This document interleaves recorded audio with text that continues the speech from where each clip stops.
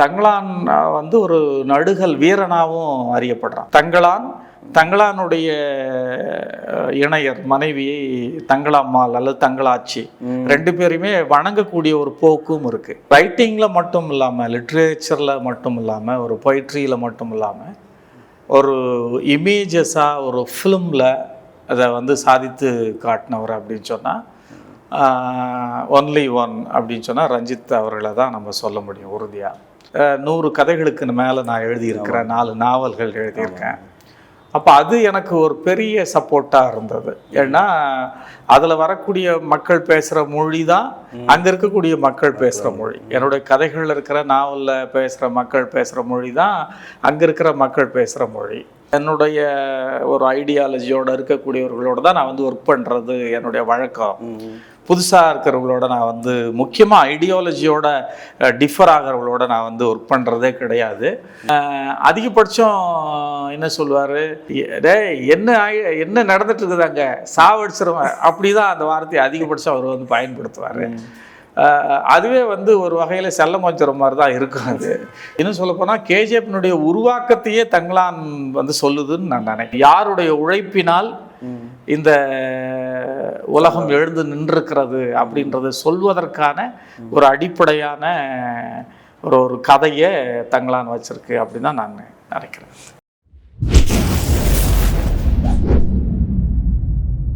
Hi sir, எப்படி இருக்கீங்க? நல்லா இருக்கிறேன் தம்பி.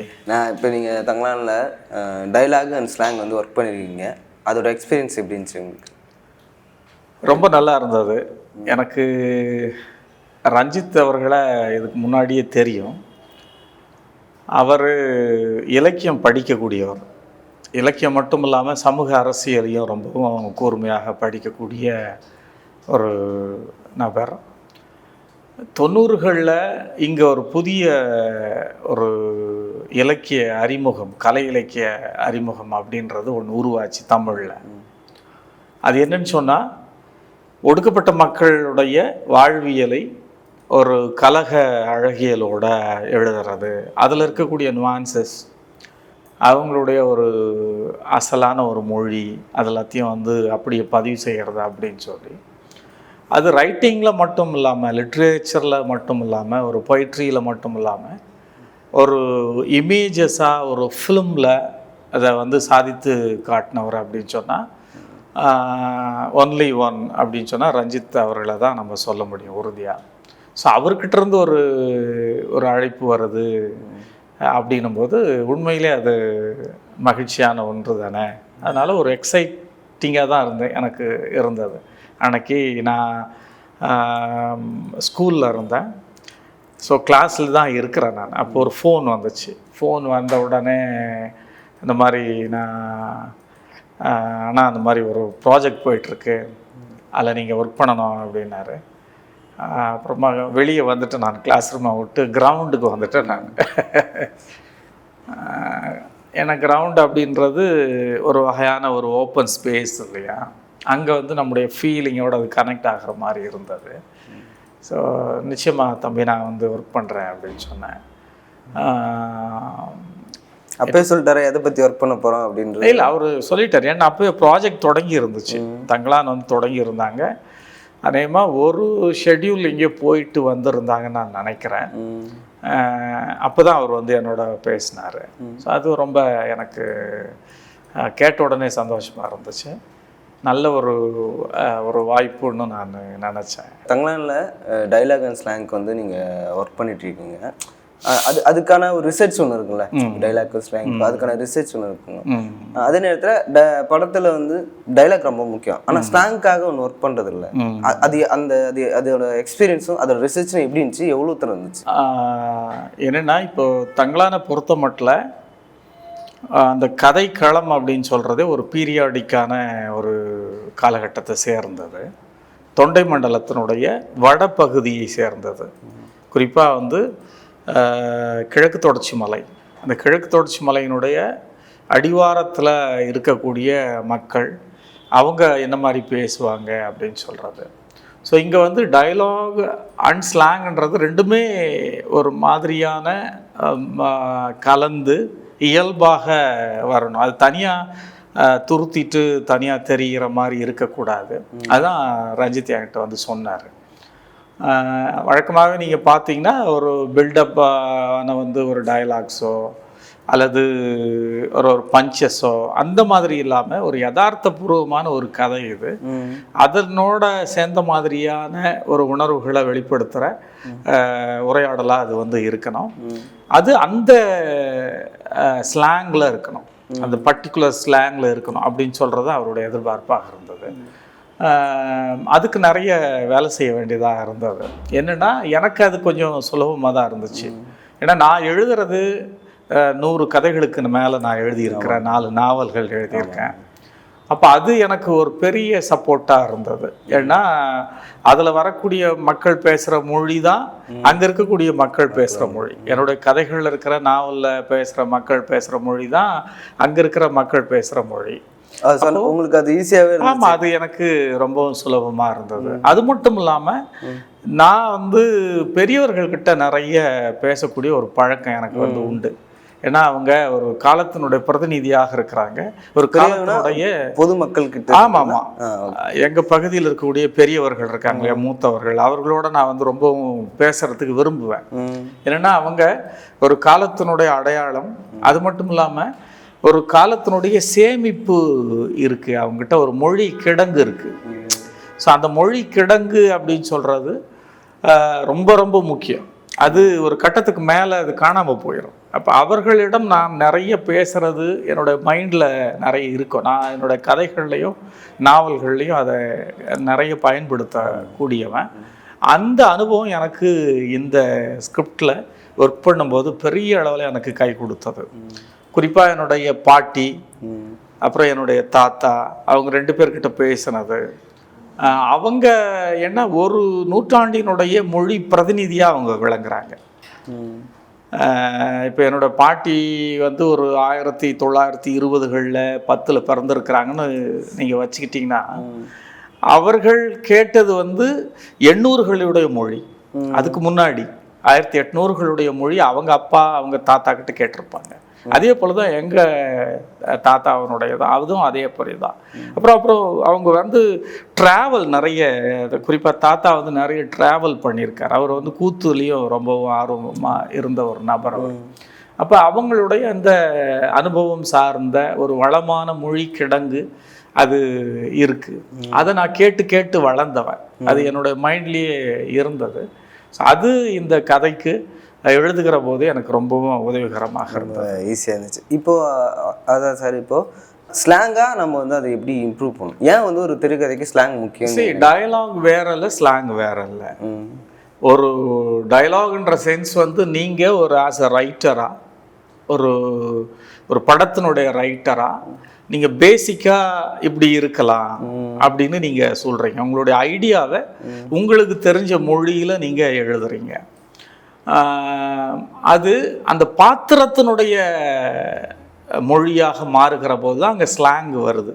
அந்த பாத்திரம், அந்த கதைக்களன் எங்கே நடக்கு, அந்த பாத்திரங்கள் என்ன மாதிரியான பாடி லாங்குவேஜஸோட, என்ன மாதிரியான பிஹேவியர்ஸோட, என்ன மாதிரியான ஐடியாலஜிஸோட அவங்க வந்து இருக்கிறாங்க. ஒரு படத்தில் எல்லா பாத்திரமும் ஒரே ஐடியாலஜியோட இருக்க முடியாது, சாத்தியமும் கிடையாது. அப்போ அவங்க டிஃப்ரெண்ட் ஐடியாலஜியோடு இருப்பாங்க. அவங்களுடைய அப்படி அந்த ஐடியாலஜிக்கு ஏற்ற மாதிரி அவங்களுடைய மொழி பிரயோகமும் மாறும்.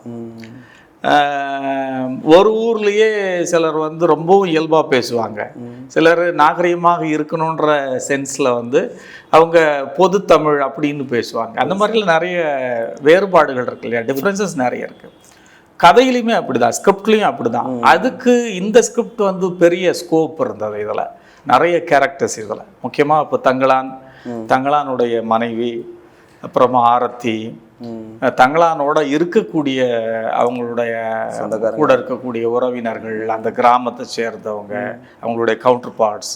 ஸோ அவங்க ஒவ்வொருத்தருமே ஒரு மாதிரி பேசுவாங்க.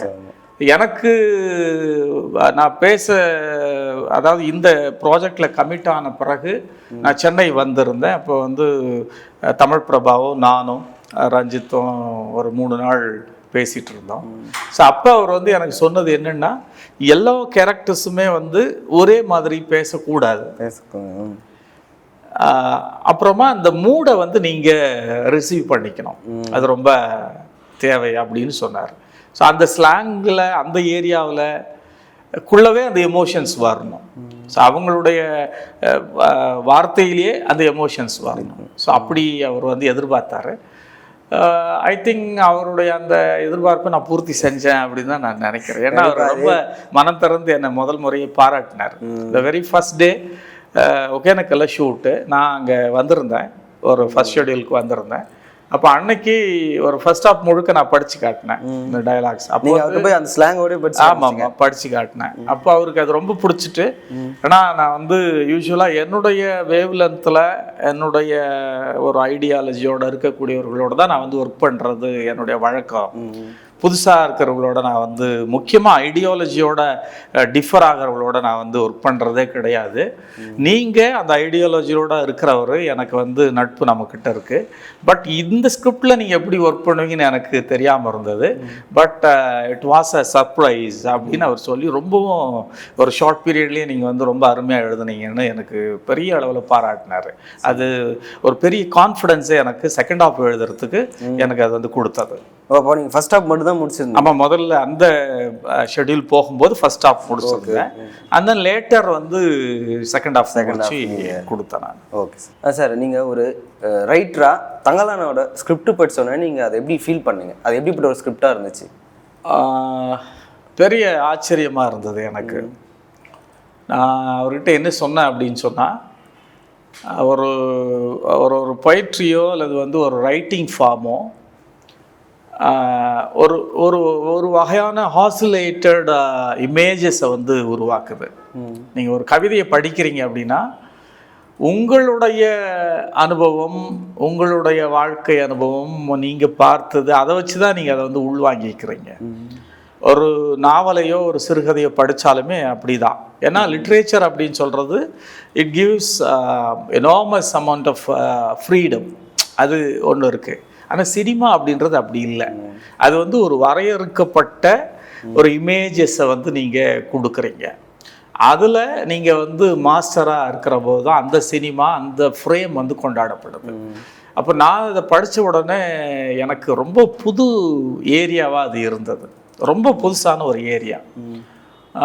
வழக்கமாக பீரியட் ஃபிலிம் அப்படின்ற போது இந்த ஜிகினாத்தனமான துணிகளை போட்டுக்கிட்டு, இந்த கத்தி அது அது இதுன்னு வச்சுக்கிட்டு, கத்தி கப்படாவெல்லாம் வச்சுக்கிட்டு அப்படி இருக்கிறது ஒன்று. ஒரு செந்தமிழில் வசனங்களை பேசிகிட்டு இருக்கக்கூடிய ஒன்று இருக்கிறது. இந்த அந்த ஒரு மாதிரியான கற்பிதங்களை எல்லாம் உடைக்கிற ஒரு ஸ்கிரிப்டாக அது இருந்தது.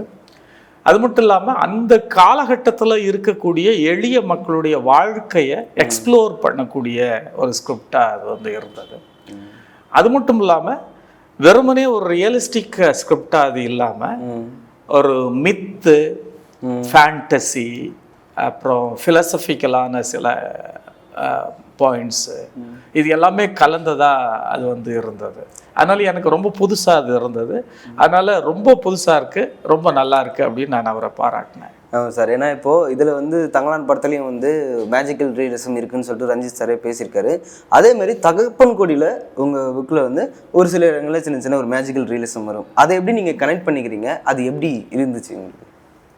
என்னுடைய தகப்பன் கொடியில் மட்டும் இல்லாமல் ஷார்ட் ஸ்டோரிஸ்லையும் நான் வந்து எழுதுகிறேன். எனக்கு இந்த மேஜிக்கல் ரியலிசம்னு சொல்லும்போது கேப்ரியல் கார்சியா மார்க்வெஸ் அவரை தான் சொல்லுவாங்க. மார்க்வெஸ்னுடைய நாவல்கள் எல்லாத்துலேயுமே அதை போன்ற ஒரு எழுத்து வடிவத்தை அவர் வந்து உருவாக்குறாரு. அந்த 100 Years of Solitude அப்படின்ற ஒரு நூற்றாண்டின் தனிமை அப்படின்னு அந்த நாவலினுடைய முதல் காட்சியிலேயே அந்த மனித தொடர்பே இல்லாத ஒரு கிராமத்திற்கு வெளியிலிருந்து ஒரு கூட்டம் வந்து வரும். வந்து அவங்க டென்ட் அடித்து அங்கே தங்குவாங்க.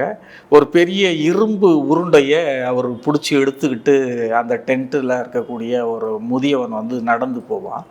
அப்போ அந்த இரும்பு உருளை அவன் பிடிச்சிட்டு எடுத்துகிட்டு போகும்போது அங்கே இருக்கக்கூடிய கட்டடங்களெல்லாம், அந்த கட்டடங்கள்னால் வந்து வீடுகள் எல்லாமே மர வீடுகள் எல்லாமே அதிரும். அங்கே இருக்கக்கூடிய நிலமெல்லாம் அதிரும். அங்கே இருக்கக்கூடிய இரும்பு பொருட்கள் எல்லாமே ஓடி வந்து ஒட்டிக்கும். அப்போ தான் நமக்கு தெரியும் அது வந்து ஒரு காந்தம் அப்படின்னு சொல்லி. அது அவனுக்கு ஒரு பெரிய கண்டுபிடிப்பாக இருக்கும். மரங்களில் அந்த வீடுகளில் அடித்து வச்சிருக்கிற ஆணிகள்லாம் பிடுங்கிட்டு வந்துடும். அப்போ அதை நம்ம வந்து ஒரு காட்சியாக யோசிக்கிற போதே ரொம்ப பிரமிப்பாக இருக்கும். ஒரு வயோதிகன் வந்து ஒரு மாட்டுப்பட்டியில் விழுந்துட்டுருப்பான். காலையில் எழுந்து அந்த வீட்டினுடைய அம்மா வந்து பார்ப்பாங்க. அப்போது ஒரு வயோதிகன் விழுந்துட்டுருப்பார். ஒருவேளை அவனுக்கு பசியில் அவன் மயக்கத்தில் விழுந்துட்டுருக்கான்னு அவங்க நினச்சிட்டு வந்து சாப்பாடெல்லாம் கொடுப்பாங்க. அதெல்லாம் அவன் சாப்பிட்டு கொஞ்சம் தெம்பான பிறகு அவங்கக்கிட்ட பேசிட்டு உட்காந்துட்டு இருக்கும்போது அவங்க பார்த்துட்டு இருக்கும்போது அவன் வந்து பறந்து போக ஆரம்பிச்சிருவான். அப்படியே ரொம்ப தூரம் பறந்து போயிடுவான். அப்போ பெருஞ்சிறகு கொண்ட வயோதிகன் அப்படின்னு ஒரு கதை. இப்படி ரொம்ப படிக்கிற இடங்கள் எல்லாமே பெரிய ஆச்சரியங்களை உருவாக்கக்கூடிய அந்த மேஜிக்கல் ரியலிசம் வந்து மார்க்வெஸ்னுடைய எழுத்தில் உண்டு. அது எனக்கு பெரிய இன்ஸ்பிரேஷனாக வந்து இருந்தது. என்னுடைய நாவல்களில் அப்படி ஒர்க் பண்ணணும் அப்படின்னு நான் நினச்சிட்டே இருப்பேன். நான் இப்போது தகப்பன்குடியில் அம்மாசி மலை மேலே போயிட்டு அவன் பார்க்கக்கூடிய இடம், அந்த மாதிரி நிறைய இடங்கள். அவன் வந்து அந்த தவசி மரம் ஏறுவான், மேலே இருந்து அப்படி பார்ப்பான். அந்த மாதிரியான இடங்கள் ஒரு கனவுலேருந்து அது தொடங்கும், கனவுலேயே முடியும், அந்த மாதிரியானது. அப்போ இது எல்லாமே ஒரு ஒரு ஒரு வகையான தெரிந்த ஒரு வேர்ல்டுக்குள்ளவே நான் ட்ரீம் அதுக்குள்ளவே பயணம் செய்கிற மாதிரி இருந்துச்சு இந்த ஸ்கிரிப்டில். தங்கலாம்ல. ஆமாம். மேஜிக்கல் ரியலிசம் அல்லது ஃபேண்டசி அப்படின்றது என்னென்னா, it creates lots of curiosity. அப்புறம் வியூவர்ஸை வந்து இழுத்து பிடிச்சி உட்கார வைக்கும். அது ரொம்ப அதை நீங்கள் ரொம்ப அழகாக கையாண்டிங்கன்னா பெரிய அளவில் ஒரு விஷயத்தை வந்து உருவாக்கும். அது மட்டும் இல்லாமல் ஒரு ஜாயை அது வந்து உருவாக்கும். ஸோ அந்த மாதிரியான விஷயங்கள் எல்லாமே இந்த படத்தில் இருக்குது அப்படின்னு தான் நான் நினைக்கிறேன். ஆனால் படம் பார்த்துட்டீங்க? நான் வந்து டப்பிங் வந்திருந்தப்ப ஒரு 2-3 ரீல்ஸ் பார்த்தேன். நடுவில் ரஞ்சித் என்னோட பேசும்போது நான் வாங்கினா ஒரு ரஃப் கட் பார்த்துருவீங்க அப்படின்னாரு. அப்புறமா இன்னொரு முறை நான் வந்து முடிச்சுட்டு நான் வந்து முழுக்க பார்த்துடலாண்ணா நம்ம அப்படின்னு சொன்னார். Still I am waiting. இப்போ நீங்கள் ஷூட்டிங் ஸ்பாட் போயிட்டு நீங்கள் வந்து இந்த ஸ்லாங்லாம் கரெக்ட் பண்ணீங்களா, இல்லை படம் பார்த்துட்டு அப்படியே? இல்லை, நான் வந்து இந்த ப்ராசஸ் எப்படி போச்சுன்னா ரொம்ப பியூட்டிஃபுல்லாக போச்சு. இப்போ செட்டில் எனக்கு ரொம்ப பிடிச்சது என்னென்னா, ரஞ்சித் வந்து ஒரு டைரக்டர். அவர் அங்கே தான் ஒரு மாஸ்டராக இருக்கிறாரு. ஆனால் அந்த டிபார்ட்மெண்ட்ஸ் இருக்குது, ஸோ மெனி டிபார்ட்மெண்ட்ஸ் இருக்குது. அங்கே ஆர்ட் டிபார்ட்மெண்ட் இருக்குது, காஸ்டியூம் இருக்காங்க, மேக்கப் அது தனியாக போயிட்டுருக்கு.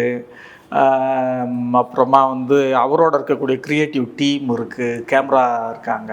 எல்லோரோடவும் அவருக்கு இருக்கக்கூடிய அந்த பாண்ட் இருக்குல்ல, அது ரொம்பவும் பியூட்டிஃபுல்லாக இருக்குது. அதிகபட்சம் என்ன சொல்லுவார், என்ன நடந்துட்டு இருக்குதாங்க, சாவடிச்சிருவேன், அப்படி தான் அந்த வார்த்தையை அதிகபட்சம் அவர் வந்து பயன்படுத்துவார். அதுவே வந்து ஒரு வகையில் செல்லம் கொஞ்சம் மாதிரி தான் இருக்கும். அது வேலை நடக்கணும். எல்லாருமே ரொம்ப இயல்பானான்னு பேசுகிற மாதிரியான ஒரு இயல்பான ஒரு தன்மை அவர்கிட்ட வந்து நான் பார்த்தேன். அது மட்டும் இல்லாமல் ரொம்ப ப்ரீ பிளான்டு ஷெட்யூல்ஸ் இருக்குது. இப்போது ஒரு 6-7 மணிக்கு மேலே வந்து ஷார்ட்ஸ் வைக்க மாட்டாங்க. நைட் ஷார்ட்ஸ்னால் அதுக்கு தனியாக வந்து நைட் ஷெட்யூல் தனியாக இருக்கும். ஸோ அப்படி இருக்கும்போது நீங்கள் கொஞ்சம் ஃப்ரீயாக ஸ்ட்ரெஸ் இல்லாமல் நீங்கள் வந்து வேலை செய்யலாம். ஸோ அப்படி அவர் வந்து வேலை வாங்குறாரு. அப்புறம் ரொம்ப முக்கியமாக ஒருவேளை ஒரு மேக்கப் கலைஞ்சிருச்சு டச் பண்ணணும்னு சொன்னால் அவர் உட்காந்துக்கிட்டு ஆர்டர் பண்ணுறதில்ல, ஹீ ஹிம்செல்ஃப் கோஸ் தேர். அப்படி போயிட்டு உடனே அந்த டச் பண்ணுறது, அதெல்லாத்தையும் கரெக்ட் பண்ணுறது, அந்த மாதிரிலாம் வந்து அவர் செய்வார். ஸோ இந்த மாதிரியான ஒரு பெரிய அவங்களோட மிங்கிள் ஆகிறது.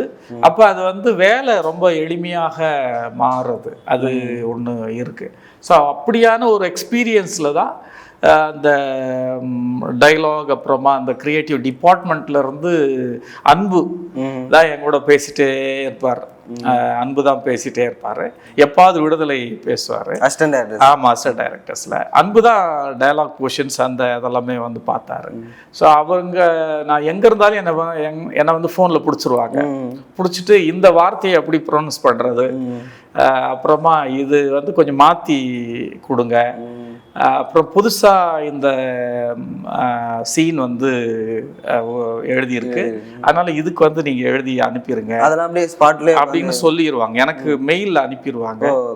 நான் அல்லது வாட்ஸ்அப்லேயோ மெயிலையோ அனுப்புவாங்க. உடனே நான் வந்து கொஞ்சம் டைம் எடுத்து அன்னைக்கு அவங்களுடைய காக்க வைக்கிறதுன்னு ஒன்றும் இல்லை, ஒரு 4 மணிக்குன்னா அதுக்கு முன்னாடியே கொடுத்துடணும் அப்படின்ற ஒரு அர்ஜி எனக்கு வந்து இருக்கும். அப்படி வந்து எனக்கு அது ஒரு ஆர்வம் தான், அந்த ஆர்வத்தில் பண்ணுறது. அப்படி ரஞ்சித்தும் அசிஸ்டன்ட்ஸ் எல்லாருமே என்னோட டச்லேயே இருந்துகிட்டே இருந்தாங்க. ஸோ அதனால் இந்த டயலாக்ஸ் மட்டும் இல்லாமல் சொலவடைகள், அப்புறம் அந்த பகுதியில் பாடக்கூடிய பாடல்கள், இந்த நாட்டுப்புற பாடல்கள், இந்த மாதிரியான விஷயங்கள் எல்லாத்தையுமே கூட கலெக்ட் பண்ண வேண்டியதாக இருந்தது. அது மேக்ஸிமம் என்னால் என்ன முடிஞ்சிச்சோ அதெல்லாத்தையும் நான் செஞ்சேன். கண்டிப்பாக சார், நல்லாவே அந்த ட்ரெய்லரில் பார்க்கும்போதே செம சூப்பராக வந்துட்டுருக்கு. இப்போ நீங்கள் எலெக்ஷன் அந்த படத்தில் நீங்கள் ஒர்க் பண்ணிட்டுருக்கீங்க, இப்போ தங்களான்லேயும் இது ஒர்க் பண்ணுறீங்க. இந்தமாதிரி வெவ்வேறு டைரக்டர் கூட நீங்கள் ஒர்க் பண்ணுறப்போ அதோட ஃபீல் உங்களுக்கு எப்படி இருக்குது, யார் எப்படி இருக்காங்க, அதோட ஒர்க் ப்ராசஸ் உங்களுக்கு எப்படி இருக்குது? இப்போ ஒரு அவங்களுடைய குணாதிசயம், அவங்களுடைய தன்மையை பொறுத்து ஒருத்தரும் வேறு மாதிரி தான் இருக்கிறாங்க. ஐடியாலஜியும் அதை வந்து டிஃபர் பண்ணுதுன்னு நான் நினைக்கிறேன். நான் ஆல்ரெடி என்னோட பெயர் வந்து எல்லா இடத்துலையும் போய் சேர்ந்துருக்கு இல்லைங்களா, அழகிய பெரியவன் ரைட்டர்ன்றதுனால. ஸோ அந்த ரைட்டர்ன்ற அந்த ஒரு தன்மையே வந்து ஒரு மரியாதையையும் ஒரு அன்பையும் ஒரு ஒரு ஒரு வகையான ஒரு மரியாதையை உருவாக்கிறது. அது வந்து மாறவே இல்லை. நான் எலெக்ஷன் தமிழ் இயக்குனர் அவரோட ஒர்க் பண்ணும்போதும் சரி, ரஞ்சித்தோட ஒர்க் பண்ணும்போதும் சரி, அது மாறவே இல்லை. ஒரு ரைட்டர் அப்படின்ற போது அவங்க கொடுக்கக்கூடிய அந்த மரியாதை இருக்க, அது ரொம்ப பெரிய அளவில் இருந்தது. குறிப்பாக சொல்லணும்னா ரஞ்சித் வந்து செட்டில் ரொம்ப முக்கியமான டெக்னீஷியன்ஸ்க்கு என்னை வந்து ரொம்ப பர்டிகுலராக இன்ட்ரடியூஸ் பண்ணார். அண்ணா வந்து டயலாக் போர்ஷன் எழுதுறாரு அப்படின்னு சொல்லி, எஸ்பெஷலி விக்ரம் சார்கிட்ட, அவங்க பார்வதி கிட்ட, பசுபதி சார்கிட்ட, இவங்ககிட்ட எல்லாம் வந்து சொன்னார். அவங்களாம் எதாவது சொன்னாங்க? ஆமாம், இப்போ பார்வதி ரொம்ப அவங்க பாராட்டினாங்க. அவங்க இவர் சொன்னார், நான் மானிட்டர் 2 உட்காந்துட்டு இருந்தேன், அவங்க ஒரு குழந்தைய வச்சுக்கிட்டு அங்கே உட்காந்துட்டு இருந்தாங்க, என்ன யாருன்னு அவங்களுக்கு தெரியாது. ஸோ இவர் போயிட்டு டச் பண்ணிவிட்டு அவர் அந்த மேக்கப் எல்லாம் கொஞ்சம் இது பண்ணிவிட்டு வந்து உட்கார்ந்தார். உட்கார்ந்த உடனே என்னை வந்து அவங்களுக்கு அறிமுகம் பண்ணார். அறிமுகம் பண்ண உடனே அவங்க ஆல் ஆஃப் அ சடன் வந்து டயலாக் சூப்பர் சார் அப்படின்னு அவங்க வந்து சொன்னாங்க. ஸோ அந்த மாதிரி ஒரு இது. அதே போல் விக்ரம் சார் ரொம்பவும் பாராட்டினார். ஸோ அந்த மாதிரியான ஒரு ஃபீட்பேக்ஸ் வந்து நமக்கு ஒரு மகிழ்ச்சியை மட்டும் இல்லாமல், ஒரு கான்ஃபிடென்ஸ் மட்டும் இல்லாமல், அடுத்தது இன்னும் நல்லா ஒர்க் பண்ணணும் அப்படின்ற ஒரு எண்ணத்தையும் உருவாக்குச்சு. கண்டிப்பாக சார். இப்போது ரஞ்சித் சார் வந்து அவரோட ஒர்க் ப்ராசஸ் நீங்கள் வந்து பார்த்துருப்பீங்க. அவர் எப்படி இது பண்ணுவார், ஷூட்டிங் ஸ்பாட்டில் இல்லாமல் ஸ்கிரிப்டில் அவர் ஒர்க் பண்ணுறது, உங்கள்கிட்ட பேசுனது, இப்போ இதெல்லாம் வேணும்னு சொல்லிட்டு பர்டிகுலராக கேட்டுப்பாரா, அதோட ஒர்க் ப்ராசஸ் எப்படி இருந்துச்சு, அதை வந்து உங்களால் கம்ப்ளீட் பண்ண முடிஞ்சிச்சா, அதில் என்ன நடந்துச்சுன்னு சொல்லிட்டு? ஆக்சுவலாக ஸ்கிரிப்ட் வந்து ஆல்ரெடி ரிட்டன். ரஞ்சித்தும் அப்புறமா கோ ரைட்டர் தமிழ் பிரபாவும் 2 பேரும் அதை வந்து ஒர்க் பண்ணி முடிச்சிருந்தாங்க. என்னன்னா அது ஒரு ஏரியா, ஒரு குறிப்பிட்ட ஒரு ஏரியா, ஒரு குறிப்பிட்ட ஒரு ஒரு லேண்ட்ஸ்கேப். ஸோ அதில் இருக்குது. ஸோ அந்த விஷயங்களை வந்து when we write dialogue, so அதை வந்து நம்ம டைலாக்ஸ்லேயோ இல்லை மற்ற விஷயங்கள்லையோ அதை வந்து நம்ம ரீரைட் பண்ண வேண்டியதாகவும் சில நேரங்களில் இருந்தது. அந்த ஃப்ரீடம்லாம் உங்களுக்கு? ஆமாம், அதெல்லாம் அவர் வந்து என்ன சொன்னார்னா, அவங்க அந்த தங்களானுடைய சொந்த கிராமத்தில் நடக்கக்கூடிய அந்த விஷயங்கள் எல்லாமே வந்து ஆனால் நீங்கள் என்ன யோசிக்கிறீங்களோ அதை எழுதிருங்க அப்படின்னே சொன்னார். அப்புறம் எனக்கு அப்புறமா அவர் வந்து இதுதானே நான் எதிர்பார்க்கிறேன், இந்த இந்த இந்த ஏரியாஸ் அப்படின்னு சொல்லி அவர் வந்து இந்த ஐடியா தான் எனக்கு தேவையாக இருக்குது அப்படின்னு சொன்னார். ரொம்ப முக்கியமாக வந்து ஒரு ஒடுக்கப்பட்ட மக்களுடைய, எளிய மக்களுடைய, உழைக்கும் மக்களுடைய ஒரு எமோஷன், ஒரு நியாயம், அறம் சார்ந்த வாழ்க்கை என்னுடைய தேவைகளை நிறைவேற்றுவதற்கான அந்த ஒரு நகர்வு இருக்குது இல்லைங்களா, போராட்டம், அது சார்ந்த ஒரு தார்மீக கோபம், அது ரொம்பவும் முக்கியமாக அதில் வந்து தேவை. அது மட்டும் இல்லாமல் தங்களான் வந்து ஒரு தலைவன், அந்த கிராமத்தில் ஒரு தலைவன், அவன் பீப்புளை லீட் பண்ணுறான் அவன். அப்புறம் வந்து ஒரு தொன்மமாகவும் இருக்கிறான், ஒரு மித்தாகவும் இருக்கான், ஒரு தொன்மனாகவும் இருக்கிறான். அதெல்லாம் வந்து அந்த கதையில் அது வெளிப்படணும் இன் டயலாக்ஸ் அப்படின்னு அவர் வந்து சொன்னார். எனக்கு சர்ப்ரைசிங்காக இருந்தது அந்த ஸ்கிரிப்டை எழுத தொடங்கின பிறகு, அதாவது டயலாக்ஸ் எல்லாம் ஒர்க் பண்ண தொடங்கின பிறகு அந்த பெயர் ரொம்ப முக்கியமான ஒன்றாக இருந்தது. அது தங்களான் அப்படின்னு சொல்கிறது ஒரு மெட்டஃபராக மாறிடுச்சு இந்த படத்துக்கு பிறகு. அப்படி தான் அது வந்து பார்க்கப்படும். ஏன்னா தங்களான் வந்து ஒரு நடுகல் வீரனாகவும் அறியப்படுறான். ஆமாம், அது எனக்கு லேட்டராக தான் அந்த விவரம் தெரிஞ்சது. சில பகுதிகள், தொண்டை மண்டலத்தினுடைய சில பகுதிகளில் தங்களானுடைய இணையர் மனைவியை தங்களாம்மாள் அல்லது தங்களாச்சி ரெண்டு பேருமே வணங்கக்கூடிய ஒரு போக்கும் இருக்கு. அவங்க சிறுதெய்வமா? ஆமா, சிறுதெய்வமாகவே அவர்கள் வந்து வணங்கப்படுறாங்க. நடுகல் இருக்கு. அப்போ நடுகல் வழிபாடு அப்படின்னு சொல்றதே வீரர்களுக்கான வழிபாடு, வீர வழிபாடு தான் நடுகல் வழிபாடு. அது தமிழ்நாட்டினுடைய வடபகுதியில தான் நிறைய நடுகர்கள் இருக்கு. தர்மபுரி, கிருஷ்ணகிரி, அப்புறமா வேலூர், திருவண்ணாமலை, இந்த பகுதிகளில் தான் நிறைய நடுகர்கள் இருக்கின்றன. ஏன்னா இது மலை சார்ந்த பகுதி மட்டும் இல்லாமல் வேற இந்தியாவினுடைய வேறு பகுதிகளிலிருந்து படையெடுத்து வந்தவர்களுக்கான ஒரு கேட் வேவா எங்க பகுதி தான் இருந்திருக்கு. வேலூர்ல இருக்கக்கூடிய சில கணவாய்கள் தான் இருந்திருக்கு. அப்ப அந்த பகுதி வழியா வந்தபோது இவங்க என்ன பண்ணியிருக்காங்க, அவர்களெல்லாம் எதிர்த்து போரிட்டு இருக்கிறாங்க. அதுல நிறைய பேர் பலியாகி இருக்கிறாங்க. இப்ப நீங்க எங்க பகுதியில வந்தீங்கன்னா, குறிப்பா தொண்டை மண்டலத்துல நீங்க பாத்தீங்கன்னா நிறைய நடுகர்கள் இருக்கு. ஹீரோ ஸ்டோன்ஸ் அப்படின்னு சொல்லுவாங்க. அப்ப அந்த நடுகர்கள் வந்து கணவனும் மனைவியுமாவே இருப்பாங்க, பேர்ஸா இருப்பாங்க, அவங்க ஒரு இணையராகவே இருப்பாங்க. அப்ப தங்களானுடைய அந்த நடுகள் நான் பார்க்குற ஒரு வாய்ப்பு எனக்கு கிடைச்சது.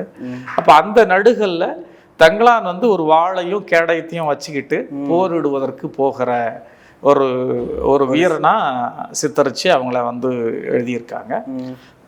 ஸோ இதெல்லாம் ரொம்பவும் பெரிய இன்ஸ்பைரிங்காக இருந்தது. அந்த ஊர் மக்கள்கிட்ட நீங்கள் கேட்டிங்கன்னா தங்களான் அந்த கதையெல்லாம் உங்களுக்கு தெரியுமா? இல்லை, என்னன்னா அவங்க வந்து தங்களான் ஒரு தலைவன், ஒரு போர் வீரன், ஒரு தளபதி, ஒரு கூட்டத்தையே பாதுகாப்பதற்காக தன்னுடைய உயிரையே இழந்தவன், அந்த மாதிரியான செய்திகளை தான் அவங்க வந்து சொன்னாங்க. அப்போ அவனோட இணைஞ்சி அந்த தங்களாச்சியும் தன்னுடைய உயிரை வந்து விட்டதாகவும் செய்திகளை வந்து சொல்கிறாங்க. ஸோ அந்த மாதிரியான ஒரு செய்திகள் எல்லாமே வந்து அதுக்கு பிறகு எனக்கு அந்த படிக்கும்போது தெரிய வந்தது. அப்போ அந்த பெயர் வந்து அதே வந்து ஒரு பெரிய ஒரு அடையாளபூர்வமான ஒன்றாக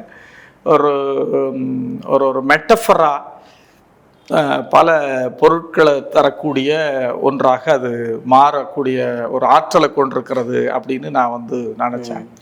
அப்போ இந்த சூஸிங் த நேம் அப்படின்றது பெரிய சர்ப்ரைசிங்காகவும் ஆச்சரியமாக இருந்தது. அது என்னென்னா, நீங்கள் வந்து ஒரு கதையில் ஒரு ஆர்ட் ஃபார்மில் ஒரு க்ரியேட்டிவ் ஆக்டிவிட்டியில் நீங்கள் ரொம்பவும் உண்மையாக மனமொன்றி நீங்கள் ஈடுபடுறீங்கன்னு வச்சுங்களேன், அப்போ நிறைய கோஇன்சிடென்ஸ் வந்து உருவாகும். அதில் உங்களையும் அறியாமல் அது வந்து நடந்துடும். எப்படி வந்து ஒரு கதை தனக்கான முடிவை தானே தேடிக்கும்னு சொல்லுவாங்க. ஒரு நல்ல கவிதை தனக்கான ஒரு கடைசி வரியை தானே தேடிக்கும்னு சொல்லுவாங்க. அந்த எமோஷன்ஸ் அந்த எல்லாமே சேர்ந்து உங்களை அங்கே கொண்டு போய் விட்டுரும். அப்படி நிறைய ஒரு கோயின்சிடென்ஸோட ஒரு பியூட்டிஃபுல்லான ஒரு உருவாக்கமாக இந்த ஸ்கிரிப்ட் வந்து தங்களான் அந்த மாதிரி ஆமாம் அந்த மாதிரி அது உருவாகியிருக்கு. தங்களான் அப்படி உருவாகியிருக்கு. ஆமாம். இப்போது இந்திய சினிமாவில் இப்போ நிகழ்கிற கண்டெம்பரரியாகவும் சரி, இல்லை இதுக்கு அடுத்து வரப்போதும் சரி, இதுக்கு இப்போ முன்னாடி நடந்ததாகவும் இருந்தாலும் சரி, தங்களான் வந்து அதை வந்து அங்கே வந்து எந்த மாதிரியான ஒரு பங்கு வகிக்கும்? இந்திய சினிமாவில் நிறைய வழக்கமாக சொல்லக்கூடிய ஒரே வகையான போக்கு, ஒரு கமர்ஷியல் ஐட்டம்ஸ், எலமெண்ட்ஸு அப்படி தான் வந்து இந்திய சினிமாவில் இருக்குது. சில இயக்குனர்கள் தான் வந்து வேறு வேறு வகையாக அவங்களுடைய மண் சார்ந்த கதைகளை எடுக்கிறாங்க. அந்த மண் சார்ந்த கதைகளையோ அவங்களுடைய பண்பாட்டு விழுமியங்களையோ எடுக்கிறது கூட அவர் என்ன மக்கள் திரளினுடைய பிரதிநிதியாக இருக்கிறார்ன்றதையும் பொறுத்து தான் அது வந்து மாறுபடுது.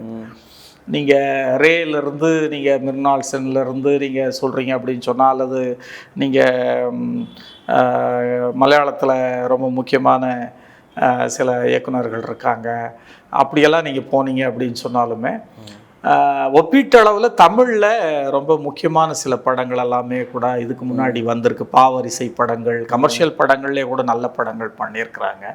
ஆனால் ரொம்ப முன்னாடியே இப்போ பராசக்தி போன்ற படங்கள் எல்லாமே ரொம்ப ரேடிக்கலாக பேசக்கூடிய படங்கள், ரத்த கண்ணீர் போன்ற படங்கள் எல்லாமே வந்து வந்தது. ஆனால் என்னதான் இப்படி எல்லாமே வந்தாலுமே எளிய மனிதர்கள், ஒடுக்கப்பட்ட மனிதர்கள், பொருளாதார ரீதியாகவும் சமூக ரீதியாகவும் சுரண்டப்பட்ட மனிதர்கள், இவங்களுடைய வாழ்க்கையை பட்டவர்த்தனமாக சொல்லக்கூடிய படங்கள்னு இல்லை. ஸோ அப்படி வருகிற போது தங்களான் ரொம்ப முக்கியமான ஒரு படமாக அமையும்னு நான் கருதுகிறேன். என்னென்னா, கண்டெம்பரரியான ஒரு லைஃப்பில் ஒடுக்கப்பட்ட மக்களை பற்றியும், அப்புறமா நகர்ப்புறத்தில் விளிம்பு நிலையில் இருக்கிற மக்களை பற்றியும் சில படங்களை வந்து ரஞ்சித்தே எடுத்திருக்கார். அவருடைய ஐடியாலஜியோடவே வந்து அது வந்திருக்கு. இது என்னென்னா, ஒரு பர்டிகுலர் ஒரு வரலாற்று காலகட்டத்தில் அன்றைக்கு இந்த மக்கள் எப்படி இருந்தாங்க, ஒடுக்கப்பட்ட மக்கள், உழைக்கின்ற மக்கள் எப்படி இருந்தாங்க, அவங்களுடைய லைஃப் எப்படி உண்மையாகவே இருந்தது அப்படின்னு சொல்கிறத யாரும் அட்டம் பண்ணாத ஒரு ஏரியா அது. ஸோ அந்த ஏரியாவை வெறுமனே ஒரு ட்ரமேட்டிக்காக அட்டன் பண்ணுறதுன்னு ஒன்று இல்லை. அது வித் ஃபுல் ஜீலோட எல்லா ஏரியாவிலையும் ரொம்பவும் கச்சிதமாகவும் இன்னும் வெரி குட் ஆர்ட் ஃபார்மில் ஒரு அவுட்டாக அது இது கொடுக்கறதுன்றது அது ஒரு பெரிய விஷயம். அந்த வேலையை தங்களான் வந்து செஞ்சுருக்கு. அதனால தங்களான் வந்து எப்பொழுதுமே எனக்கு தெரிஞ்சு ஆஃப்டர் தங்களான் வந்து இது ஒரு ரெஃபரன்ஸ் ஃபிலிமாகவே இருக்கும் அப்படின்னும் நான் நினைக்கிறேன். ரொம்ப முக்கியமாக கொண்டாடப்படக்கூடிய, சொல்லப்பட வேண்டிய, சொல்லக்கூடிய ஒரு படமாகவும் இது இருக்கும். கண்டிப்பாக சார். தேங்க்யூ. இப்போது கேஜிஎஃப் நிலத்தை பற்றி ஆல்ரெடி கேஜிஎஃப்னு ஒரு படம் பண்ணியிருக்காங்க. அதேமாரி கேஜிஎஃப் நிலத்தை பற்றி தங்களான்னு வருது. இப்போ இது ரெண்டு படத்தை நீங்கள் கம்பேர் பண்ணும்போது இதை பற்றி நீங்கள் என்ன நினைக்கிறீங்க? அந்த கம்பேரிசன் வந்து ரொம்ப வெளிப்படையாக பார்க்குற போது ஒரு அர்த்தம் கொண்ட ஒரு கம்பேரிசன் அப்படின்னு சொன்னாலுமே, கேஜிஎஃப் அப்படின்ற அந்த படம் வந்து முழுக்க முழுக்க ஒரு கமர்ஷியல் பேஸ்டு ஒரு படம். அந்த படத்தில் அந்த மண்ணினுடைய மக்களின் வாழ்க்கை எதுவுமே அதில் இல்லை. வேற ஒரு ஐடியாலஜி அங்கே கொண்டு போயிட்டு வச்சு அவங்க வந்து ஒரு ஏரியாவில் அந்த கதை பண்ணணும்னு பண்ணுறாங்க. ஆனால் அதுலேயுமே வந்து மக்களை ஒரு மாதிரி அடிமைப்படுத்துது அப்படின்றதெல்லாம் இருக்குது. அது ரொம்பவும் குறைந்த அளவில் தான், ரொம்ப ஒரு சின்ன அளவில் தான். ஒரு கமர்ஷியல் பார்வையோட அவங்களுக்கு என்ன ஆஸ்பெக்ட் அதில் வேணுமோ அதை மட்டும் எடுத்துக்கிட்டு தான் அதை வந்து செஞ்சுருக்கிறாங்க. பட் தங்களான்றது அப்படி இல்லை. அது இன்னும் சொல்ல போனால் கேஜிஎஃப்னுடைய உருவாக்கத்தையே தங்களான் வந்து சொல்லுதுன்னு நான் நினைக்கிறேன். இப்போ கேஜிஎஃப், கோலார், தங்கவயல் அப்படின்னு சொல்கிற அந்த ஒரு நிலப்பரப்பினுடைய உருவாக்கத்தையே, அதனுடைய வேரையே இது வந்து வெளிச்சம் போட்டு காட்டுது அப்படின்னு தான் நான் நினைக்கிறேன். நான் ஏன்னா இப்போ தங்கம் எடுப்பது என்பது கிட்டத்தட்ட மனிதன் நாகரிகம் அடைகிற காலத்திலிருந்து தொடங்கிய ஒரு ப்ராசஸ் அது. இன்னைக்கு அளவுலேயும் கூட ஒரு ஆண்டுக்கு 2 டன் அல்லது 2.5 டன் தங்கம் வந்து எடுக்கப்பட்டு கொண்டு தான் இருக்கிறது. இப்போ தங்கத்தை எடுக்கிற அந்த ப்ராசஸ் இருக்குல்ல, அது முழுக்க முழுக்க மசில் பவரை சார்ந்தது. எல்லாருமே அதை வந்து எடுக்க முடியாது. ட்ரெய்லரில் சொல்கிறது போல் இந்த வேலையை செய்கிறதுக்கு நம்மளை விட்டா வேறு ஆளே இல்லையா அப்படின்னு சொல்லி தங்களான் சொல்கிறது அது வந்து உண்மை. ஏன்னா அங்கே போயிட்டு எதை பற்றி யோசிக்காம கடும் உழைப்பை கொடுத்து எடுக்கக்கூடிய ஒரு வேலை அது. இது ஒன்று, உடல் உழைப்பு. ரெண்டாவது, அந்த ப்ராசஸை வந்து சைனைடு பயன்படுத்தி அந்த தங்கத்தை வந்து அதை பியூரிஃபை பண்ணுவாங்க. அது லேட்டர் பீரியடில் தான். ரொம்ப ரொம்ப தொடக்க காலத்தில் இப்போ தங்களான் பிக்சரைஸ் பண்ணுற அந்த காலத்தில் முழுக்க முழுக்க ஃபிசிக்கலான ஒரு வேலை தான். அது ஃபிசிக்கலான ஒரு வேலை தான். அப்போ லேட்டர் பீரியடில் இன்னைக்கு நீங்கள் கண்டெம்பரரியாக யோசித்தீங்கன்னா அந்த சைனைடைசேஷன் அப்படின்னு சொல்லி ஒரு ப்ராசஸ் இருக்குது. சைனைடே வந்து ரொம்ப கொடூரமான ஒரு விஷத்தன்மை கொண்ட ஒரு கெமிக்கல் அது. ஸோ அது என்விரான்மெண்ட்டையும் கெடுக்கும், அங்கே வேலை செய்யக்கூடியவர்களுக்கும் ரொம்ப மோசமான பாதிப்புகளை உருவாக்கும். அதை நீங்கள் கேஜிஎஃப் எடுத்துக்கிட்டிங்கன்னா அது வந்து திறந்த வெளி சுரங்கம் கிடையாது, அது அண்டர் கிரவுண்ட் சுரங்கம். அது அங்கே ரொம்ப வெப்பம் கடுமையாக இருக்கும். உள்ளே போயிட்டு வெளியே வர்றதே ஒரு பெரிய அவஸ்தை. அது ஒரு முறையும் சாவு மரணம் ரெண்டுமே தான். அப்போ அதில் வர அந்த ரொம்ப விகரஸோட சாவுக்கு துணிஞ்சவனுக்கு தான் இங்கே வாழ்க்கை அப்படின்னு சொல்கிறது வந்து அது அந்த ப்ராசஸை மட்டும் சொல்லலை, அந்த மக்களுடைய வாழ்க்கையையும் சொல்லுது. அவங்க ஒரு இடத்துலேருந்து இன்னொரு இடத்துக்கு போய் வாழ்வாரத்தை தக்க வச்சுக்கணுன்றதுக்கான ஒரு விஷயம் மட்டும் இல்லாமல் அந்த ஒர்க் பேட்டனையும், அந்த ஒர்க்கு என்ன மாதிரியான ஒரு கொடூரத்தன்மை கொண்டதாக இருக்குது அப்படின்றதையும் அது சொல்லக்கூடியது தான் அது. அப்போ அந்த மாதிரியான அந்த ஒரு பேசிக்கான என்ன இருந்தது அப்படின்னு சொல்ற ஒரு படம் தான் தங்களான். அப்போ இதை நம்ம ரொம்பவும் ஒரு ஹைலி கமர்ஷியலான ஒரு படத்தோட நம்ம வந்து இதை நம்ம சேர்க்க முடியாதுன்னு நான் கருதுறேன். ஏன்னா ஹரப்பா மொஹேதாரோவில் வந்து எடுக்கப்பட்ட தங்கத்துக்கும் அங்கே கிடைக்கக்கூடிய தங்கத்துக்கும் கேஜிஎஃப்ல கோலாரில் கிடைக்கக்கூடிய தங்கத்துக்கும் சிமிலாரிட்டிஸ் இருக்குன்னு சொல்கிறாங்க இன்னைக்கு. அது மட்டும் இல்லாமல் அங்கே வந்து இவங்க அதாவது மௌரியர்களுடைய காலத்தில் இருந்து சோழர்கள் காலம், அதற்கு பிறகு இடையில வந்த நாயக்கர்களுடைய காலம், திப்பு காலம் வரைக்குமே அங்கே வந்து தங்கம் எடுக்கிற முயற்சிகள் இருந்துகிட்டே இருந்திருக்கு. கண்டெம்பரரியாக அதுக்கு பிறகு பிரிட்டிஷ் பீப்புள் வந்த பிறகும் அந்த முயற்சி அங்கே வந்து எடுத்திருக்காங்க. ஸோ இது மாதிரியான விஷயங்கள்ல எல்லாமே கன்வே பண்ணுற மாதிரியான அது பேசிக்கான ஒரு யாருடைய உழைப்பினால் இந்த உலகம் எழுந்து நின்றிருக்கிறது அப்படின்றத சொல்வதற்கான ஒரு அடிப்படையான ஒரு கதையை தங்களான் வச்சிருக்கு அப்படின்னு தான் நான் நினைக்கிறேன். இப்போ வந்து தங்களான் வந்து நீங்கள் முடிச்சிட்டிங்க. இப்போ இதுக்கு இடையில் வந்து வேற ஏதாவது ஒர்க் பண்ணுறீங்களா, இல்லை ஏதாவது நாவல் ஏதாச்சும் எழுதிட்டு இருக்கீங்களா? நல்ல கேள்வி. நாவல் எழுதணும் அப்படின்னு சொல்கிறது தான் என்னுடைய எப்பொழுதுமே பெரிய விருப்பம். என்னுடைய 4 நாவல்கள் வந்திருக்கு. தகப்பன் குடி, அதற்கு பிறகு வல்லிசை, யாம் சில அரிசி வேண்டினோம், கடைசியாக சின்ன குடைன்னு ஒரு நாவல் நான் வந்து எழுதினேன். இப்போ எனக்கு என்ன எண்ணம்னா ஒரு 2-3 ட்ரீம் ப்ராஜெக்ட்ஸ் அப்படின்னு நான் வச்சுருக்கேன். என்னென்னா என்னுடைய பாட்டியினுடைய வாழ்க்கையை ஒரு கதையாக மாற்றணும் அப்படின்னு சொல்லி ஒரு நாவலாக மாற்றணும்னு நான் வந்து நினைக்கிறேன். அது ஒன்று. அவங்களோட தான் நான் இருந்தேன், வளர்ந்தேன். அவங்களுடைய வாழ்க்கையை ஒரு பெரிய ஒரு கேன்வாஸில் எழுதணும் அப்படின்னு ஒன்று நினைக்கிறேன். இன்னொன்று என்ன அப்படின்னா, என்னுடைய அப்பா வந்து பீடி சுற்றக்கூடிய ஒரு தொழிலாளியாக இருந்தவர். அந்த அனுபவத்தை ஒரு நாவலாக்கணும் அப்படின்னு நான் நினைக்கிறேன். ஏன்னா பீடி சுற்றுகிற வாழ்க்கை போதிய அளவில் தமிழ் நாவல்களில் பதிவாகவில்லை. ஸோ அந்த மாதிரியான சில ஐடியாஸ் எனக்கு வந்து இருக்குது. அது மட்டும் இல்லாமல் 1978 எங்கள் ஊரில் ஒரு கம்யூனல் கிளாஷ் வந்து ஒன்று நடந்தது. அது அப்போ நான் ரொம்ப சின்ன பையனாக இருந்தேன். ஸோ செவி வழி செய்திகள் சில ரொம்ப குறைந்த ஆதாரங்கள் தான் கிடைக்குது. ஸோ அதை பின்னணியாக வச்சு ஒரு லவ் ஸ்டோரி ஒன்று நான் எழுதிட்டுருக்கிறேன், ஒரு நாவலாக எழுதிட்டுருக்கிறேன். ஸோ இதெல்லாமே வந்து கொஞ்சம் காலம் எடுக்கும் எழுதிட்டுருக்கேன். இந்த இப்போ சொன்ன அந்த காதல் கதை வந்து ஒரு கிட்டத்தட்ட பாதி எழுதிட்டேன் நான். அப்போ அது முன்னாடி வந்து என்னென்னா இப்போ சினிமாவுக்கு வந்த பிறகு நிறைய நண்பர்கள் பேசுறது, என்னை வந்து பார்க்கறது அப்படின்ற மாதிரி சில அதனால கொஞ்சம் நேரம் வந்து எனக்கு போகுது. இந்த 2 படங்கள் இப்போ எலெக்ஷன் அப்புறம் தங்களான் ஒர்க் பண்ண பிறகு ஒரு வெப் சீரீஸ்க்கு ஒரு நண்பர் என்னை வந்து அணுகினார். அதுக்கு பிறகு அதையும் நாங்கள் பேசி இப்போ வந்து நான் எழுதிட்டுருக்கேன், ஒரு வெப் சீரீஸ்க்கு எழுதிட்டுருக்கேன். இன்னொரு இயக்குனர் என்னை வந்து ஒரு முதிய இயக்குனர், ஆனால் ரொம்ப பெயர் பெற்ற ஒரு இயக்குனர், வேலு பிரபாகரன், அவர் என்னை வந்து பார்த்தாரு. அது எனக்கு அண்டர் கன்சிடரேஷன். அது ஒன்று. இன்னும் சில பேர் என்னோட பேசிட்டு தான் இருக்கிறாங்க, நிறைய அப்படி பேசுகிறாங்க. எல்லாத்தையுமே நம்ம வந்து உடனே பண்ண முடியாது. நமக்கு எது பிடிச்சிருக்கோ, நம்முடைய ஐடியாவுக்கு எது ரொம்பவும் நெருக்கமாக இருக்கோ அதுதான் நம்ம செய்ய முடியும். ஏன்னா நான் ஒரு கமர்ஷியல் ரைட்டர் கிடையாது. எனக்கு சினிமாவுக்கு வருவேன் அப்படின்னலாம் நான் நினச்சி பார்த்ததெல்லாம் இல்லை. நான் எழுதிட்டு இருந்தேன்.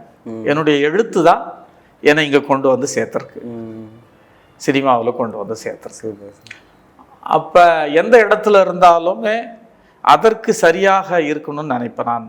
நான் ஒரு பர்ஃபெக்ஷனிஸ்டாக என்னை நினச்சிக்கிறது உண்டு. அதுவே சில நேரங்களில் பிரச்சனையாக கூட போகும். ஆனாலுமே இப்போ வந்து அந்த மீடியத்தில் இருக்கும்போது அதுக்கு ரொம்ப உண்மையாக இருக்கணும் அப்படின்னு நான் நினைக்கிறது. ஸோ அது வந்து நம்ம கிடைக்கக்கூடிய அந்த ப்ராஜெக்ட்ஸை பொறுத்து தான் இருக்குது. அது என்ன மாதிரியான ஒரு கதை அப்படின்னு பொறுத்து தான் இருக்குது. பார்ப்போம். தொடர்ந்து பயணம் செய்கிறதுக்கான ஆர்வத்தோடவும் தெம்போடு தான் இருக்கிறது. கண்டிப்பாக. Super sir. அதான் சார், இப்போ நீங்கள் வந்து சினிமாவுக்கு வந்து இப்போ நிறைய எழுதிட்டுருக்கீங்க, இப்போ நாவலுக்கும் நாவலும் இப்போ எழுதிட்டுருக்கீங்கன்னு சொல்லியிருக்கீங்க. இப்போ இதுக்கான ப்ராசஸ் உங்களுக்கு எப்படி இருக்குது? இப்போ சினிமாவுக்கு எழுதுறதுன்றது சம்வாட் சேலஞ்சிங்.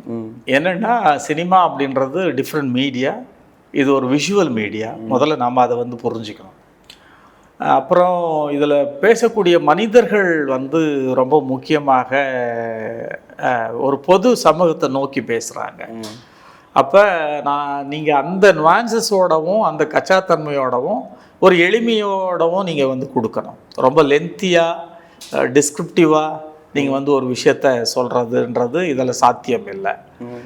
அப்படி நீங்கள் ஒன்று சொல்கிறீங்க புதுசானா அதுக்கு ஒரு ரெஃபரன்ஸ் இருக்கணும் சின்னதாக. அப்போ தான் அது பார்வையாளர்களுக்கு அது போய் சேரும். அப்புறமா வேறு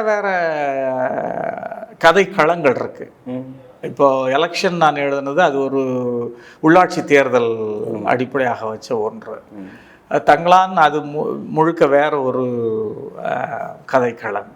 அப்படி டிஃப்ரெண்ட்டான ஒரு ஏரியாஸ்னும் போது நமக்கு அந்த அனுபவங்கள் தேவைப்படுகிறது, அல்லது அந்த பரிச்சயம் நமக்கு தேவைப்படுகிறது. ஒரு கிரவுண்ட் ஒர்க் பண்ணுறோம் அப்படின்னு சொன்னாலுமே. அதனால் இது ரியலி சேலஞ்சிங், ரொம்ப சவால் மிகுந்ததாகத்தான் இருக்குது. அப்புறமா நாம் எழுதுறது எல்லாமே வருமா காட்சியில் அப்படின்றதும் நம்ம வந்து உறுதியாக சொல்ல முடியாது. நீங்கள் எழுதுறதுல பாதியும் மாறிடலாம், அல்லது 75% அப்படியே வரலாம். அந்த செட்டில் என்ன தேவைப்படுகிறதோ திடீர்னு ஒன்று அந்த நேரத்தில் ஒரு வேறு ஐடியா வரும், அந்த இடத்துல அது ஒரு மாறலாம். ஸோ அப்படியான இதோட அப்போ இங்கே வந்து அடாப்டேஷன் ரொம்ப தேவைப்படுது. நமக்கு நெகிழ்வுத்தன்மையும் அந்த மிங்கிளாகி போகிற ஒன்றும் அது தேவைப்படுது. அதனால் இந்த பயணம்ன்றது ரொம்ப சுவாரஸ்யமாகவும் ஒரு வகையில் சவால் கொடுக்கறதாகவும் தான் இருக்குது. எல்லாமே ஒரு லேர்னிங் ப்ராசஸ் தானே, பண்ணலாம், அது ஒன்றும் இல்லை. Okay sir. அதான் சார், இப்போ நீங்கள் வந்து இதுக்கு முன்னாடி வந்து நிறையா கதைகள் நாவல் எழுதியிருந்தீங்க. இப்போது நீங்கள் சினிமாவுக்கு வந்திருக்கீங்க. ஒரு ரைட்டர் அழகை பிரினாவும் ஒரு சினிமாவுக்குள்ளே அந்த அழகை பிரியாவும் அதை நீங்கள் எப்படி பார்க்குறீங்க? ஒரு ரைட்டராக அந்த சினிமாவை நீங்கள் எப்படி பார்க்குறீங்க? ரொம்ப பியூட்டிஃபுல்லான ஒரு கேள்வி. இப்போது ஒரு ரைட்டராக அப்படின்னா ஒரு ஒரு காமன் மேனாக ஒரு படத்தை பார்க்குறதுன்னு ஒன்று இருக்கு இல்லையா? அது வந்து உங்களுக்கு எந்த விதமான புரிதலும் இல்லாமல் ஒரு படத்தை நீங்கள் பார்க்குறீங்க. அதில் ரொம்ப உற்சாகம் தரக்கூடிய ஒன்றாக இருக்கும். எனக்கு யூஸ்வலாக வந்து ஃபாஸ்ட் மூவிங் ஃபிலிம்ஸ் தான், அந்த மாதிரி தான் பிடிக்கும் எனக்கு. ரொம்ப அழுது வடிகிற அப்படியே இருக்கிற மூவிஸ் நான் பார்க்க மாட்டேன். அந்த மாதிரி கல்லூரி காலங்களில் நான் நிறைய ஆங்கில படங்களை பார்த்தேன். இப்போது நான் படித்த ஊரிஸ் காலேஜில் எம்சி ராஜா வேலை செஞ்ச கல்லூரி அந்த கல்லூரி. ஸோ அந்த கல்லூரிக்கு பின்னாடி விகேஆர் தினகரன் ஒரு தியேட்டர் இருந்தது, வேலப்பாடின்னு ஒரு ஏரியா, அந்த ஏரியாவில் இருந்தது. அங்கே வெறும் இங்கிலீஷ் படங்கள் மட்டும்தான் போடுவாங்க. ஸோ அந்த 3 வருஷமும் நான் தமிழ் படங்களே பார்க்கல கிட்டத்தட்ட. பாண்ட் படங்கள் எல்லாத்தையுமே பார்த்தேன், ஜேம்ஸ் பாண்ட் படங்கள் பார்க்குறது. அப்புறமா ரொம்ப முக்கியமான பென்ஹர், டேவிட், அப்படி நிறைய ரொம்ப ரொம்ப முக்கியமான படங்கள் எல்லாமே, கிளியோபாட்ரா போன்ற அந்த மாதிரியான படங்கள், 7 சாமுராய் போன்ற படங்கள் எல்லாமே நான் அங்கே தான் வந்து பார்த்தேன். ஸோ ஆங்கில படங்களை பார்க்குற போது எனக்கு அது ஒரு வேறு வகையான ஒரு அனுபவத்தை கொடுத்தது. அப்போ எனக்கு என்னென்னா, ஒரு படம் வந்து ஒரு நாவலை படிப்பதை போல, ஒரு கவிதையை படிப்பதை போல ஒரு அனுபவம் கொடுத்தது. ஆனால் ஒரு படம் எப்படி உருவாக்கப்படுகிறது அப்படின்றது எனக்கு தெரியாது. அது எனக்கு திரைப்பட நண்பர்கள் வந்த பிறகுதான் எனக்கு அது தெரிய வந்தது. பர்டிகுலராக தங்கர் பச்சான் எனக்கு ரொம்ப க்ளோஸான ஒரு நண்பராக இருந்தவர். அவர் 9 ரூபாய் நோட்டு, அதுக்கு முன்னாடி வெள்ளை மாடுன்னு ஒரு சிறுகதை தொகுப்பு அவரது வந்தது, அதை நான் அவரது படிச்சிருக்கிறேன். 9 ரூபாய் நோட்டு நான் வந்து படித்தேன். அது எங்கள் ஊர்லேயும் ஷூட் பண்ணாங்க. ஸோ அப்போ தான் வந்து, அதுக்கு முன்னாடி சில படங்கள் நான் ஷூட் பார்த்துருந்தாலுமே 9 ரூபாய் நோட்டு தான் முழுக்கவே நான் வந்து ஒரு செட் எப்படி இருக்கும், அவுட்டோரில் என்னென்ன பண்ணுவாங்க, கேமராமேன்னா என்ன பண்ணுவார், ஒரு டைரக்டர்னா என்ன, ஒரு ஆக்டர்னா என்ன, அங்கே அப்படின்னெல்லாம் எனக்கு தெரிஞ்சது. அப்புறம் எலெக்ஷனில் முழுக்க நான் வந்து ஸ்கிரிப்டில் இருந்த அந்த இதில் இருந்து போஸ்ட் ப்ரொடக்ஷன் வரைக்கும் நான் வந்து கூடவே இருந்தேன். 63 நாள் ஒரே ஷெட்யூல் அது ஃபிலிம் ஷூட் பண்ணாங்க எலெக்ஷன். ஸோ அந்த 63 நாளில் குறைஞ்சது ஒரு 20 நாள் அல்லது 25 நாள் நான் இருந்திருப்பேன், அங்கேயே இருந்திருப்பேன். ஸோ அந்த மாதிரியானது ஒவ்வொரு தருணத்துலேயும் அவர் டைரக்டர் என்னோட பேசிகிட்டே இருப்பார். அந்த டீம் எல்லாருமே எனக்கு வந்து தெரியும். அப்போது ஒரு ஃபிலிம் அப்படின்ற போது ஒரு கேமரா யூனிட் ஒன்று இருக்குது, ஒரு பக்கத்தில் வந்து ஒரு க்ரியேட்டிவ் யூனிட் இருக்குது, ஒரு ப்ரொடக்ஷன் யூனிட் ஒன்று தனியாக போயிட்டுருக்கு, ஆர்ட் யூனிட் ஒன்று தனியாக போயிட்டுருக்கு. இது எல்லாமே சேர்ந்து தான் வந்து ஒரு காட்சியை உருவாக்குறாங்க, ஒரு கனவை வந்து அவங்க மெய்ப்பிக்கிறாங்க. அப்போ தான் எனக்கு புரிஞ்சது இதில் எவ்வளோ பெரிய ஒரு உழைப்பு இருக்குது, எவ்வளோ பெரிய வலியும் வேதனையும் இருக்குது. செட்டில் ஒருத்தர் திட்டிப்பாங்க, அவமானப்படம் கூட நேரலாம், நீங்கள் பசியிலே கூட வேலை செய்யலாம். ஆர்ட் டிபார்ட்மெண்ட்னுடைய வேலையெல்லாம் ரொம்ப ரொம்ப சிரமமானது. திடீர்னு ஒன்று கேட்பார் டைரக்டர். அப்போ இத்தனையும் சேர்ந்த ஒரு கூட்டு உழைப்பு இது. இந்த கூட்டு உழைப்பிலிருந்து வரக்கூடிய ஒன்று தான் ஒரு சினிமாவும் அப்படின்ற அந்த புரிதல் இருக்குல்ல, அது வந்து எனக்கு ஒரு பெரிய சர்ப்ரைசிங்காக இருந்தது. உண்மையான சினிமாவை நான் அப்போ தான் புரிஞ்சுக்கிட்டேன். நான் அப்போ அதில் நிறைய போதாமைகளும் இருக்குது. சிலது நீங்கள் அப்படியே நினச்ச மாதிரி காட்சிப்படுத்த முடியாது, சில வசனங்களை நடிகர்கள் சரியாக உச்சரிக்க மாட்டாங்க, அதுக்காக நீங்கள் மாற்ற வேண்டியதாக இருக்கும். சில காட்சிகள் வந்து சிலருக்கு வந்து இதாக இருக்காது. அந்த இடத்துல உங்களுக்கு என்ன கிடைக்குதோ அதை வச்சு தான் நீங்கள் வந்து சில விஷயத்த பண்ண முடியும். ஸோ எழுதுறதுன்னு சொல்கிறது அது கட்டற்ற சுதந்திரம். நீங்கள் அது வாசிக்கிறது உங்களுடைய ஐடியாவை வச்சு நீங்கள் ஒரு காட்சியை புரிஞ்சுக்கிறீங்க, ஒரு கதையை புரிஞ்சுக்கிறீங்க. ஆனால் ஒரு திரைப்படம் அப்படின்னு சொல்கிறது அப்படி அல்ல. அது உங்கள் கையில் கொடுக்கப்படுகிற ஒரு பொருள் போல். நீங்கள் அதை வந்து தடவி பார்த்து இது இவ்வளவுதான் அப்படின்னு நீங்கள் தெரிஞ்சுக்கலாம். ரெஸ்ட்ரிக்டட் ஒரு இமேஜ். ஸோ அதை வந்து நீங்கள் உருவாக்குறதுக்கு நீங்கள் எடுத்துக்கிற அந்த வலியும் வேதனையும் அந்த ப்ராசஸ் இருக்குல்ல, அது வந்து மிகப்பெரியது. அப்போ இது ஒரு கூட்டு உழைப்பு அப்படின்னு நான் வந்து புரிஞ்சுக்கிட்டேன். அப்போ வந்து ஒரு கூட்டு உழைப்பு அப்படின்னு சொல்கிறது ஒரு ஜனநாயகத்தன்மை கொண்டது, ஒரு ஜனநாயகபூர்வமான ஒன்று.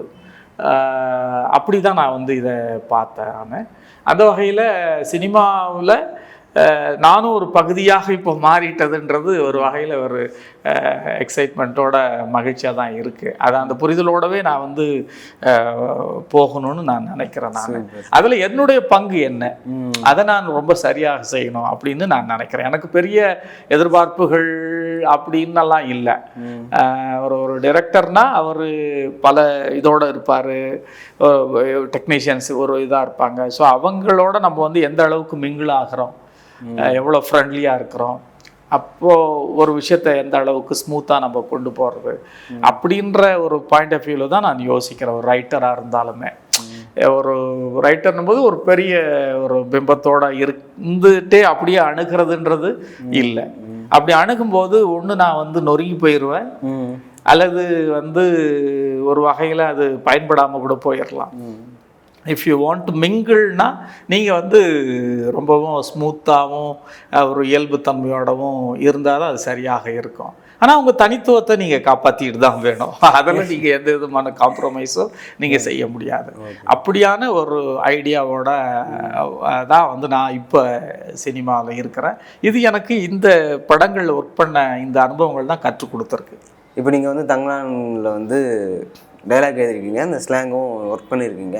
இப்போ நீங்கள் எழுதுனத அதை அப்படியே காட்சிப்படுத்திருக்காங்களா, இல்லை அதை நீங்கள் விஷுவலாக பார்க்கும்போது உங்களுக்கு அது எப்படி ஃபீல் ஆச்சு? எழுதுனது அப்படின்றது ரஞ்சித் தான். ஸோ அவர் அந்த காட்சிகள் என்ன எழுதியிருந்தாரோ, நான் ஸ்கிரிப்டில் என்ன படிச்சனோ மேக்ஸிமம் அதை அப்படியே காட்சிப்படுத்தினதை நான் போன ஷெட்யூல்ஸில் அவங்க ஷூட் பண்ணப்போ நான் பார்த்தேன். அதோட எனக்கு ரொம்ப மகிழ்ச்சியாக இருந்தது என்னென்னா, அப்புறமா டப்பிங் வந்த போதும் நான் பார்த்த போதும் நான் எழுதின அந்த டயலாக்ஸ் வித் தட் ஸ்லாங் அது வந்து மேக்சிமம் பயன்படுத்தப்பட்டிருந்தது. அது எனக்கு பெரிய சந்தோஷத்தை கொடுத்தது.